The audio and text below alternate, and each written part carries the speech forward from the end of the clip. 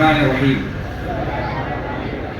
ലഹരി വ്യക്തിയെയും കുടുംബത്തെയും നാടിനെയും നശിപ്പിക്കുന്ന ശത്രു. എല്ലാ ലഹരികളും പൈശാചികവും മ്ലേച്ഛവുമാണ്. എല്ലാ ലഹരികൾക്കുമെതിരെ ഞാൻ ശക്തമായി പ്രതികരിക്കും. ലഹരി കൊണ്ട് നാടിനെ നശിപ്പിക്കുന്നവർക്ക് ഞാൻ കൂട്ടുനിൽക്കില്ല. എന്റെ കുടുംബത്തിൽ ആരും ലഹരി ഉപയോഗിക്കുകയോ ഉപയോഗിക്കുന്നവരുമായി ചെങ്ങാത്തം കൂടുകയോ ചെയ്യില്ല.